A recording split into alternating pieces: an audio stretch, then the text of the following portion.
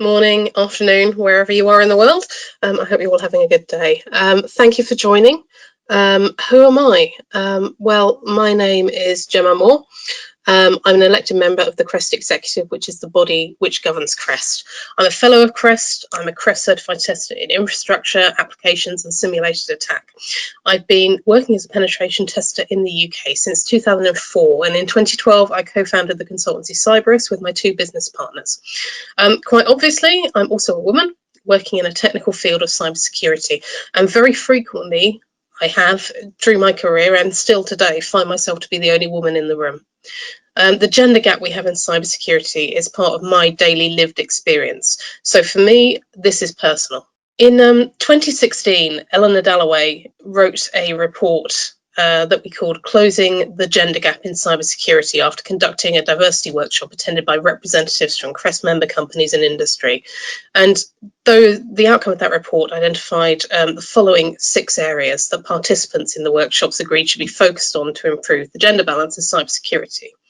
They were education, getting the right messaging to children at school age, awareness, how to promote the industry to women and get the messaging right in doing so, perception, considerations into the way that we market our industry, inspiration, raising the profile of successful women in the industry, support, the importance of female ambassadors and mentors, and removing barriers to entry, things like looking at affordable training, conversion courses, flexible return to work policies, and things like that. 3 years on, in 2019, CREST held another set of workshops as part of the 2019 Access to Cyber Day to explore how far we had come, and CREST issued a new gender report. So we've been talking about the gender gap in cybersecurity for a long time as an industry. How bad is it? So statistics and surveys seem to vary very widely depending on their methodologies, and they're not directly comparable to with one another. It's actually very difficult to get good data on the gender gap. The closest to a general consensus that seemingly exists is a belief that the number of women in cybersecurity is rising. Various statistics place the percentage of women making up the cybersecurity workforce as anywhere between 10 and 25%. One of the most recent studies, ISC Squared's workforce study in 2019, painted quite an optimistic picture of the increase of women in cybersecurity, from 11% in 2017 to 24% in 2019.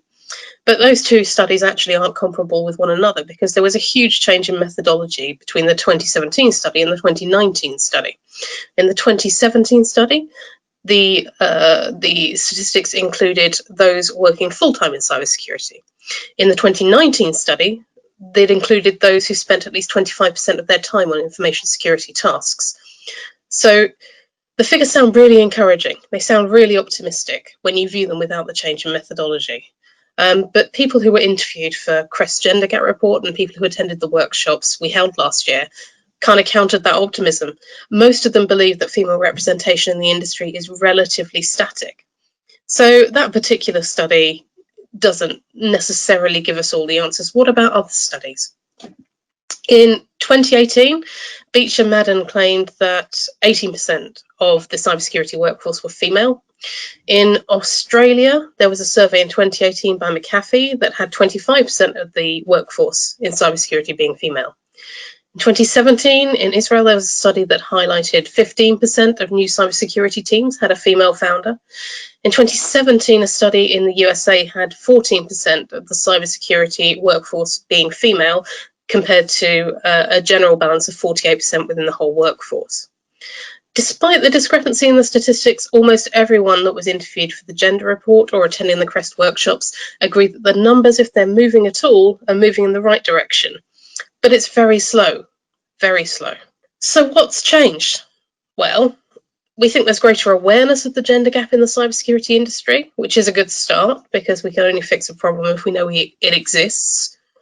But awareness doesn't necessarily equal action, and 86% of those who responded to a poll during the workshops that we held in 2019 felt that not enough progress was being made, and I think I would agree with those people.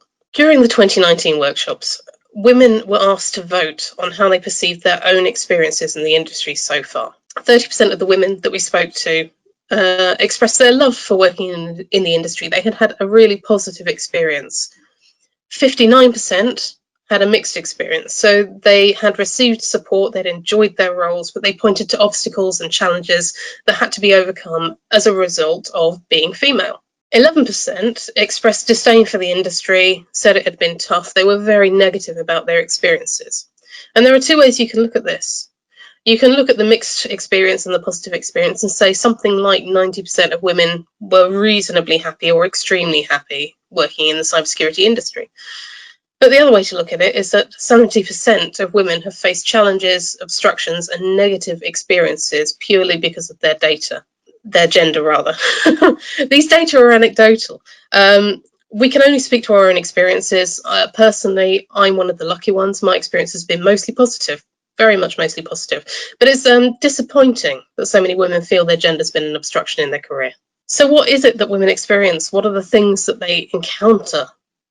During our workshops, women told of others making assumptions that their colleagues were more senior than they were because they were male. This can be extremely demotivating and disenfranchising. Women are often interrupted by male colleagues in meetings. Women feel that men are heard more than women and that they are better at putting themselves out there and taking a risk with their careers. Heap eating, sharing an idea in a meeting that falls flat until it's repeated by a man in the same meeting where it becomes his idea. These types of experience, although they might be minor in isolation, can aggregate into a very negative environment for women where they feel that their contributions are not valuable. Imposter syndrome is much more likely to affect women than men. You get that nagging doubt in the back of your mind that you're not good enough to be where you are, that you may be a failure, that somebody will find out any second that you don't know what you're doing. Experiences like these can make imposter syndrome harder to overcome. Networking is extremely valuable in any career, and there are lots of networking events within cybersecurity. But these are male-dominated, and that environment can be intimidating for women. There are issues with timing too. The fact of the society that we live in is that the majority of the unpaid work and caring burden, be it for children or elderly relatives, falls upon women still, even into adult households where both adults work. Studies all over the world have highlighted this, but the current pandemic has made this clearer than ever. There was a report by the Institute for Fiscal Studies and University College London in recent months that found that women are more likely to deal with homeschooling, childcare, and chores around the house, even if they and their partner are both working from home full-time. Mothers in two-parent households were doing, on average, only a third of the uninterrupted paid work hours that fathers were doing. These caring responsibilities directly and indirectly impact women's ability to network effectively, particularly when many networking events are held at times when this would conflict with caring responsibilities for women. Women on average simply have less free time than men. The final poll question that was put to workshop attendees asked, what are the biggest obstacles to increasing the number of women in cybersecurity?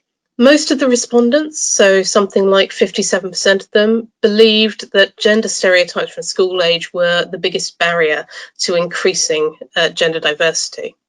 Further, 39% believed it was a perception from the industry as a result of how it's marketed.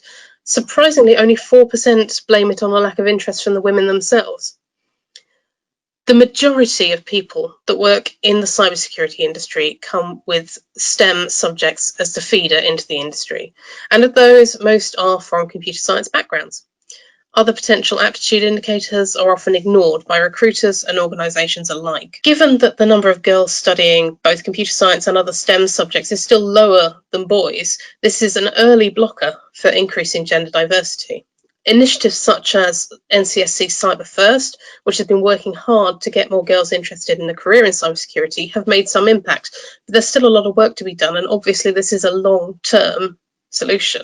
Recruitment is an area where our attendees and respondents thought work could be done. The way job descriptions are written can be more attractive to men. The language used and the candidate requirements can be intimidating. These are some quotes from the workshop that CREST held. It's time to recruit outside of the old school boys club network. Language can be intimidating, subconsciously geared towards men, and can completely alienate half of the potential workforce. The vocabulary chosen by employers can prevent a candidate from even submitting an application. There's an oft-repeated statistic which says that men apply for a job when they meet only 60% of the qualifications, but women apply if they meet 100% of them. This statistic is quite hard to track down, but it seems to come from a Hewlett-Packard internal report.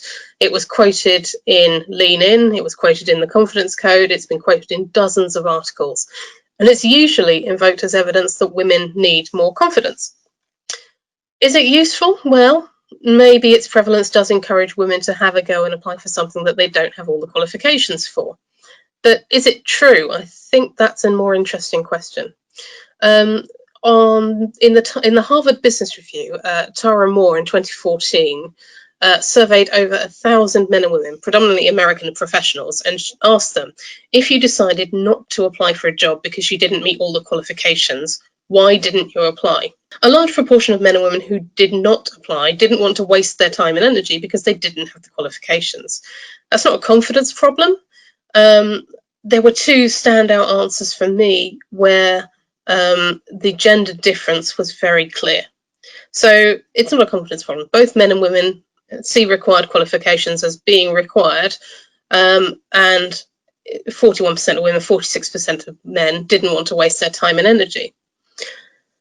But women were far more likely not to apply because they think they were likely to fail. Women take failure particularly hard, and this hesitancy is understandable.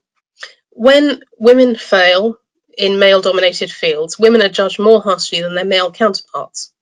There was a study published in the Association for Psychological Science in 2010 that revealed that when they made mistakes, people who were in gender-incongruent job roles, examples used in the study were female police chiefs and male women's college presidents, were ascribed a lower status and seen as less competent than their gender-congruent counterparts. In cybersecurity, this matters. The social cost of failure for women is far higher than it is for men. The other standout difference related to women being far more likely to follow the guidelines about who should apply. As a society, girls are socialised to follow rules and comply with expectations. Boys, on the other hand, are encouraged to get into trouble, think outside the box and challenge expectations. Boys are encouraged and rewarded for taking risks more than girls, and this feeds into their professional lives later on.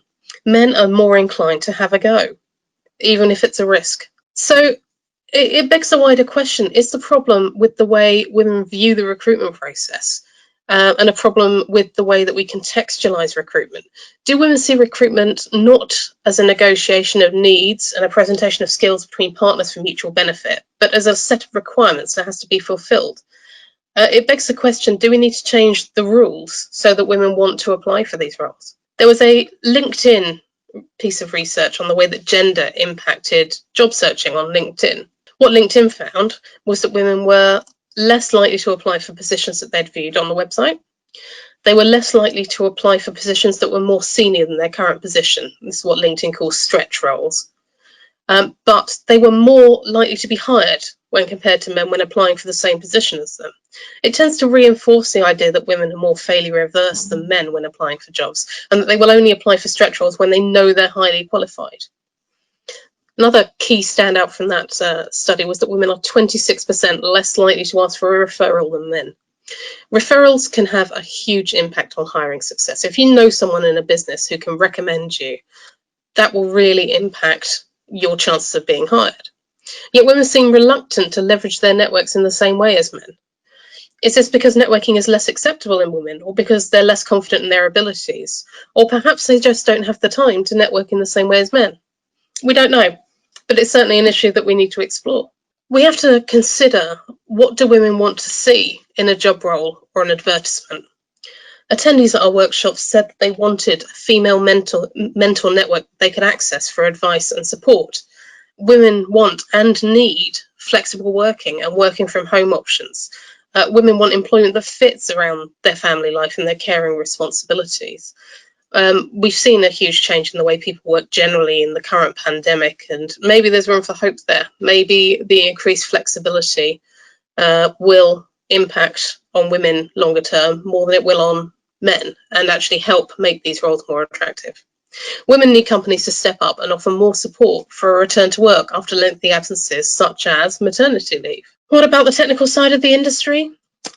There is a feeling from the outside that more often than not, the technical roles are filled by men, whilst women are more likely to be hired into the less technical functions in cybersecurity, such as marketing, PR, compliance, admin. One of the comments within the workshop again brought up the challenges of keeping up to date with technical advances whilst managing responsibilities outside of work. More women choose the managerial side of the industry because it offers a better work-life balance, said one of our attendees. The tech side requires a lot of keeping up with industry advances and changes and more unsociable, less family-friendly hours. Now, in the niche I work in myself, which is penetration testing, consultant roles are often very travel heavy. It involves short notice travel to customer sites, weeks away from home, long hours, and then you have keeping up to date with new developments and technologies. That's something that takes place in off-work hours, in your own time.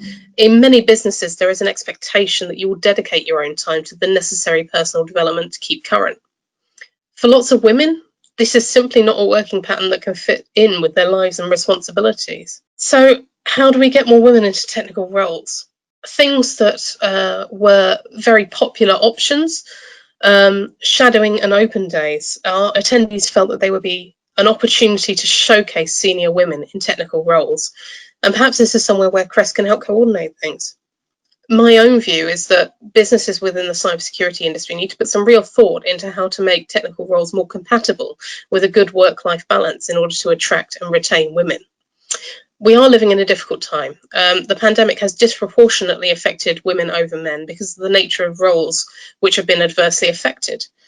As I said before, maybe there's an opportunity in this pandemic to help women in particular. Perhaps the greater use of tech, the wider acceptance and adoption of remote working and flexible hours potentially opens up those roles to female candidates who might not have been interested previously. So, priorities for change.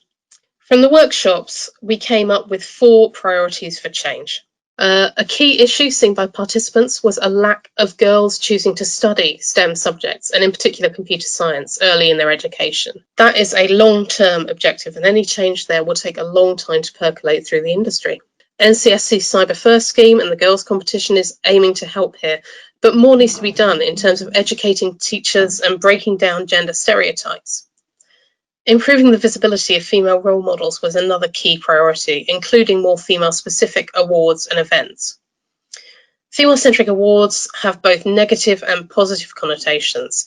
Whilst they've been judged as insulting because women are more than capable of competing in non-gender specific awards, others conclude that they create a safe, non-intimidating environment and give tech companies a good opportunity to support and promote female talent.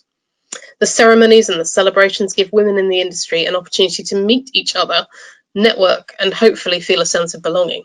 And further, the lists of women shortlisted are a brilliant way to showcase female talent in the industry and hopefully inspire women into the industry.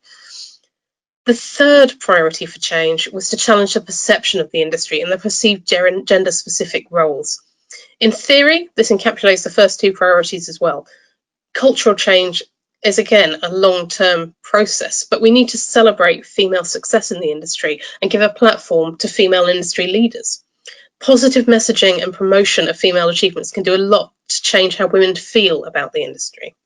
Now, based on conversations I've had with lots of other women working in cybersecurity, I think many of us share slightly conflicted feelings when it comes to presenting ourselves as women in cybersecurity.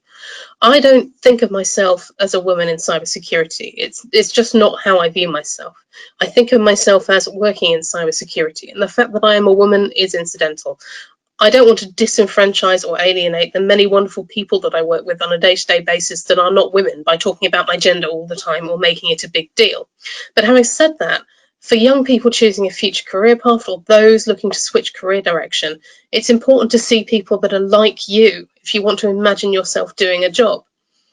And for that reason, I think it's important for those women in a position of power in this industry to be visible and empower our female colleagues to also be visible. This doesn't apply just to gender. The cybersecurity industry needs to embrace diversity of all types to attract the best and the brightest talent and to thrive. But obviously we're talking about gender today.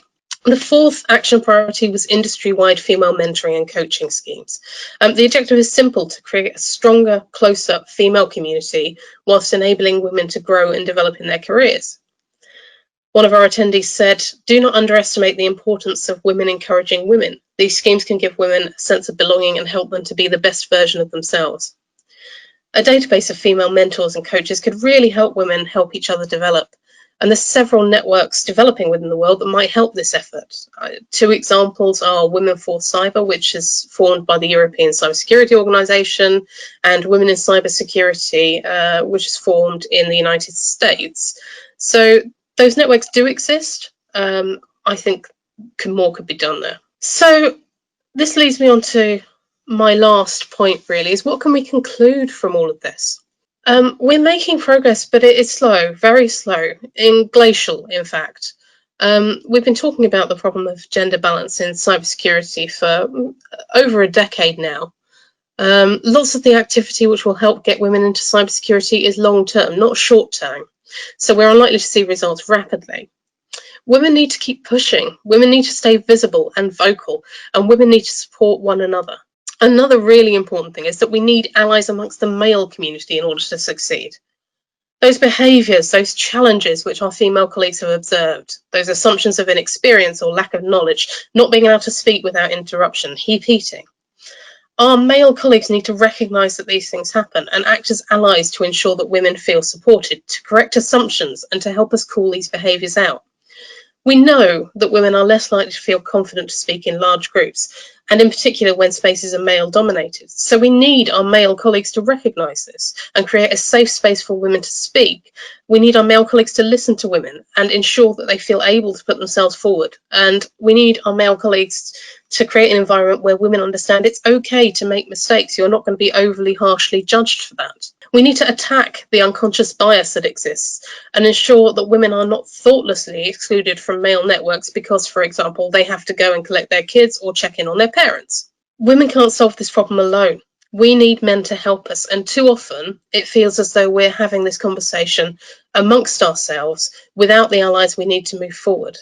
So if there is one thing I would urge every woman in cybersecurity to do, it would be to shine a light on what our male colleagues can actively do to help us make cybersecurity an inclusive and empowering industry.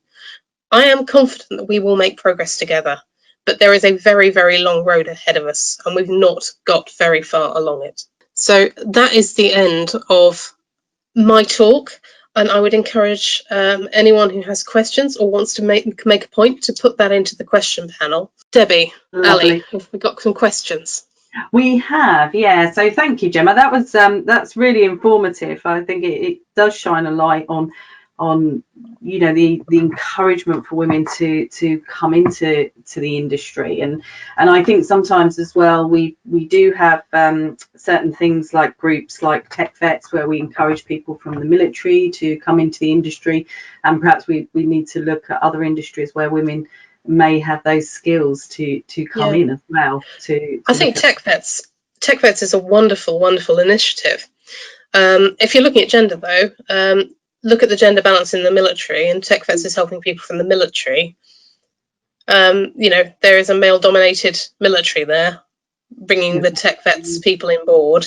It's inevitable there will be more men brought on board by that wonderful scheme than women, because again of the gender balance.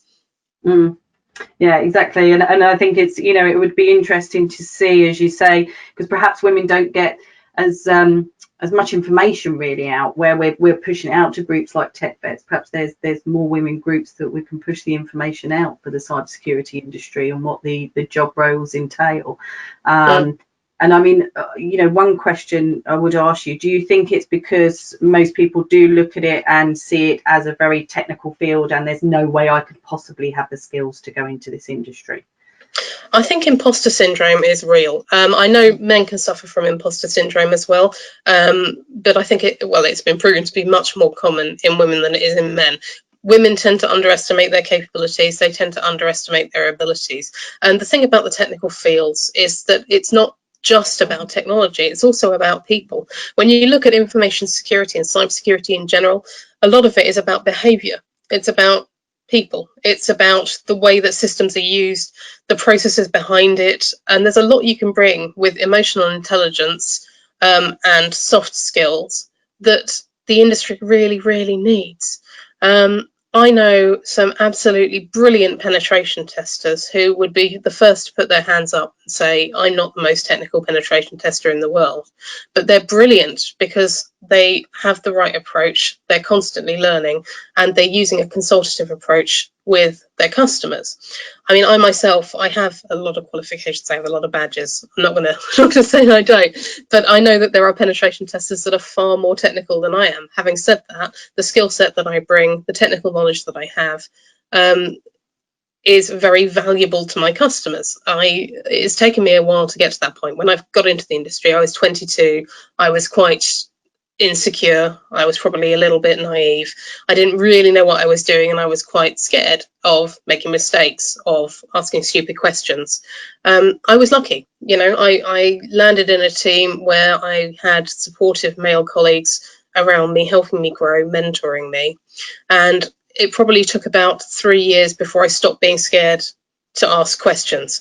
At some point, everyone will ask a question that they think is stupid, and at some point in your career, someone will ask you a question that they think is stupid. How you respond to that will probably colour their view of you forever. So it's important to always remember that, you know, you're not an imposter, you know. There are no stupid questions. It's all about learning, improving, and moving forward together. And if you find the right group of people to work in, that can be wonderful, male dominated or not. You know, find the right team, the right group of people to work in, and the industry can be incredibly welcoming and incredibly lovely. Great, thank you for that. One of the other questions that came in, do you think the softer roles in cybersecurity are regarded less highly than the technical roles? I think that is something that depends who you ask. What I would say, I think, is that a lot of the softer roles in cybersecurity are probably undervalued by those who are very technical. I don't include myself in that group. I think they are incredibly, incredibly valuable. But the clue's in the name, soft. It's a kind of soft, fluffy roles. And if you go back to how people are socialised and generally expected to behave, you know, soft, fluffy roles are more what women are expected to do in this industry. I think there is some snobbery sometimes in the deeply technical fields about the soft skills, but the fact is, without sort of emotionally intelligent leaders helping on the defensive side, information security would be a much more difficult place to work and to achieve things, because it all goes back to behaviour. Even penetration testing, if you're looking at the technology of a system, if you're looking for vulnerabilities in the system, it's all very well understanding the technical vulnerabilities, but you also have to understand how people behave with the systems, how they use the systems, and all of that sort of requires empathy, understanding, emotional intelligence. So you can't really be a very good penetration tester unless you also understand how people behave. That's great, thank you. We have had someone come through, Kunjal Tanner, who has said that they run a free mentor matching service for women in cyber, and would welcome any interested mentors or mentees to get in touch. They're happy for their details to be shared, so we can let that email go round, and hopefully you can get in touch with them if you're interested. So thank you, Kunjal. That would be great. Always happy to support those. Excellent. So one of the other questions, so as a community, how do you think we can better support women in cybersecurity? So that is a good question. Now, historically, I think networking is a real area where women don't necessarily benefit in the same way as men. Traditionally, a lot of the networking events, they take place in the evenings, they take place in pubs, they take place away from home, and you have to stay over in a hotel, and you can't always do that as a woman. I don't think it's deliberate either. There is a perception of an old boys club, which a lot of women in cybersecurity have. And a lot of that old boys club is because, you know, these men have networking events, they all get together, they have a couple of drinks, they know each other. And as we go back to that LinkedIn study with the referrals, knowing someone in the company that you're applying for a job on is incredibly important for success in getting the job that you want, particularly if you can impress them and they will do a referral for you. And I don't think women get quite the same networking experiences as men. For a start, a male-dominated networking environment can be a little bit intimidating as a woman when you go in there.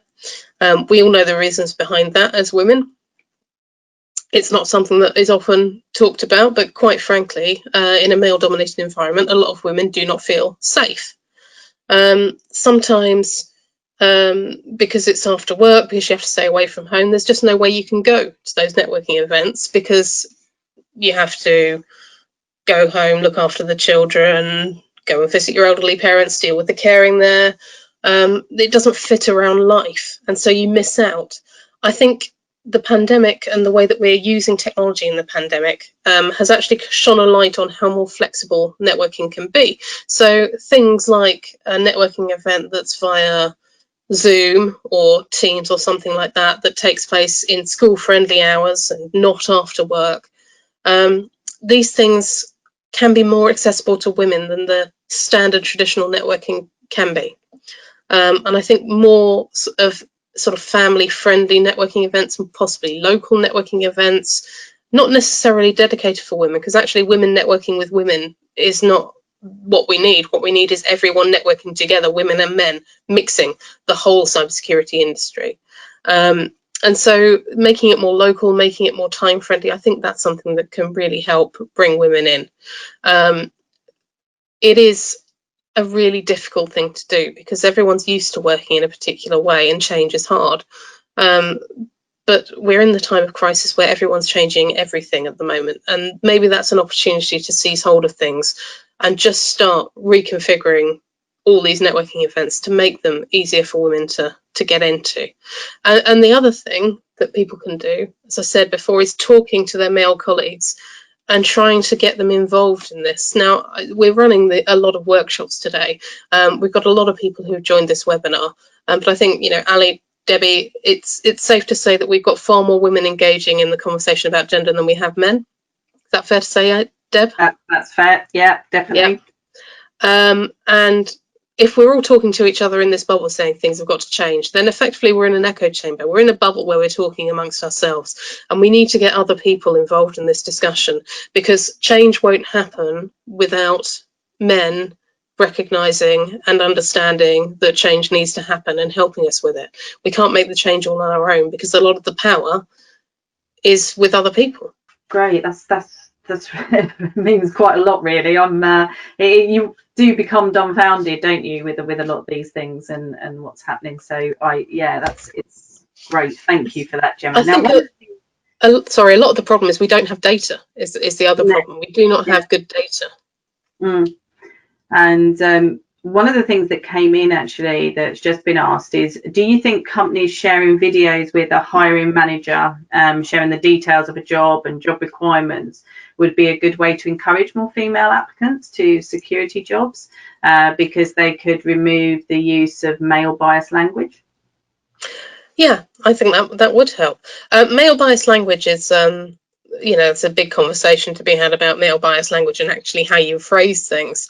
I think it's clear that a lot of, again, I don't think it's conscious bias. I think it's unconscious bias. If you think about the people in technical roles, for example, it's almost always going to be a man in a technical role who's writing out a list of things that they need from someone they're hiring at the moment in penetration testing, for example.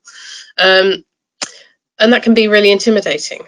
But somebody who is talking about actually the skills and the experience that they need from a person to join a team is probably a more positive way of hiring for everyone, not just for women. Recruitment is not, or it shouldn't be, a list of rules or a list of requirements and a tick box exercise. What it should be is a negotiation between two parties where an employer is saying, this is what I have to offer you and this is what I need. And the employee or the prospective employee is saying, I have these skills, I can bring this to the table. These are my strengths. This is how I can help you. You can give me X, Y, and Z to support me. We'll go on a journey together. That's how recruitment should be, and that's how recruitment works best. And maybe some of that does come across better in, you know, a video form with somebody talking about a vacancy rather than it does on, you know, an advert on a job site. Excellent, thank you. We've also just had something in from She CISO Exec. They're in a mission to create a talent pool of emotionally intelligent cybersecurity leaders. They offer up to 100% scholarships to participants for their 5-day boot camp. So they have said if anybody wants to visit shecsoexec.org, then obviously you can find out more details then. So thanks for letting us know. Yeah, that's a great initiative, looking to support people into cybersecurity and creating an inclusive and empowered environment. So yes, definitely worth looking at. Okay, brilliant. So I'm going to finish with this last question here, Gemma, and this is a bit one to put you on the spot right now, but what do you think the future looks like for women in security? Oh, that's a very good question. I think you want the optimistic answer or the realistic answer? I want to find, I want us to kind of crack this and start bringing women in with accelerating speed. And, you know, maybe in 10 years' time, we'll have parity within cybersecurity. But if you look at the way that cybersecurity is changing, the way that the controls we're using are changing, the way that we're changing the way that we work. Firstly, I think a lot more of the work in cybersecurity that can be done from home, like all the other jobs that we have. And I think emotional intelligence and the interpretation of human behavior and psychology is going to become increasingly important in the skill sets that we need within cybersecurity. So a lot of the technical stuff that gets done, a lot of that's being kind of automated, or AI is getting involved with the controls and maturing, and it becomes more about how people are using the controls and how people are using the systems than it does about the controls themselves. So I see an increasing need for emotional intelligence and capability within cybersecurity, and you know, that is something that, you know, women can really bring to the table. As much as men, it's a wonderful industry to work in, from my experience, and I would really encourage women to consider it as a career if they haven't already. That's great, thank you. I didn't put you on the spot at all there, Gemma. Very difficult to put Gemma on the spot. Yeah. Oh, that's brilliant. So thank you so much today, Gemma, for all the information that you've imparted to everyone.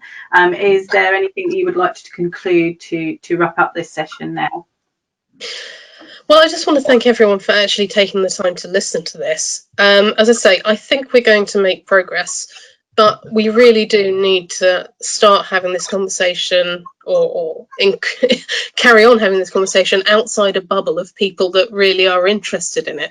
And maybe that means having conversations with people who don't necessarily want to hear it at the moment. You know, people who think, well, actually, you know, the gender workshop or the gender webinar, that's not for me. I'm not going to go and talk about that because that's not important to me because I'm a man and I don't care. We need to start having conversations with those people that don't think it matters, because I think a lot of the issues that we have are unconscious. I don't think men in the industry are consciously excluding women from their networking events. I think they just haven't thought about it. I don't think men are writing job descriptions that are unattractive to women. I genuinely think they haven't thought about it. So a lot of the bias that we see, a lot of the behavior that we see, a lot of the things that put women off the industry, I think it's awareness that we can use to counter that, but that requires all of us to be vocal and maybe make people a little bit uncomfortable while we're being vocal. That's great, thank you very much. And thank you to everybody for attending today and taking the time out for your day. So it's really great that you've got on here and we can start to spread that word a little bit further now. So that's great. There will be a recording of the webinar as well that will later be available on the CREST YouTube channel. So obviously you can push it out to anybody that you feel that is relevant. And you know, get that out to your male colleagues as well, to try and sort of make a difference out there. If there are any questions at all after this webinar, then please feel free. I know most of you will have Ali's email address, so you can get in touch with her, and you can also get in touch with marketing@crest-approved.org as well, and we can always put you in touch with Gemma if need be. So that will be great. So once again, thank you very much, Gemma. Thank you very much, Ali, for putting this all together, and thank you to everybody for attending today. Thanks, everyone. Thank you. Take care. Bye.